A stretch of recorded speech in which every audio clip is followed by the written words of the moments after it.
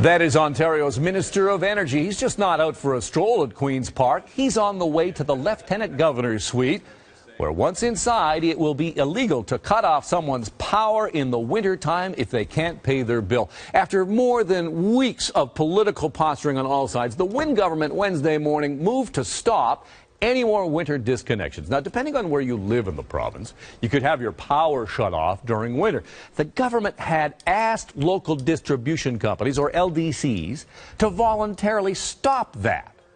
But the midnight deadline last night passed without unanimous agreement. And we almost had all of them comply, so already most of them are already complying with no more winter disconnects. It's just those that couldn't do it for one reason or another. And some of them, for example, needed to bring it to their board, for example, so that's why they couldn't agree to the voluntary letter. Minor snag, all good, but despite the partisan dust-up, something that everyone agrees should stop, will stop. But what of the people already living without power? This new law does nothing for them. Some LDCs, like Hydro One, have a program of reconnection underway, hooking people back up. There's no debt forgiveness, but a restructuring and a repayment plan. A total of 1,441 customers were affected. The utility says more than 1,000 of those households are currently vacant. 316 customers have been reconnected to the grid. 87 have not yet had service restored. What we found was the policies that we actually had were fairly rigid.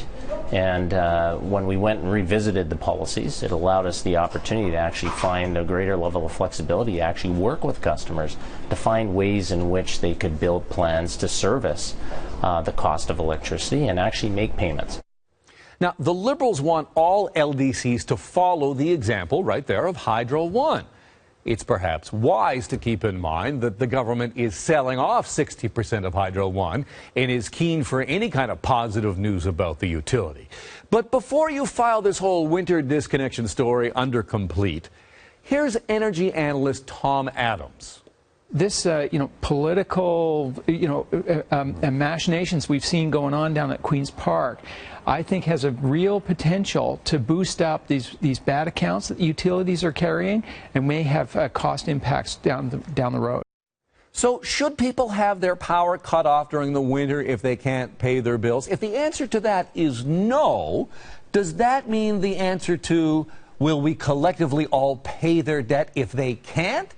Does that mean that's a yes to that? Another example of how nothing in the energy file is simple.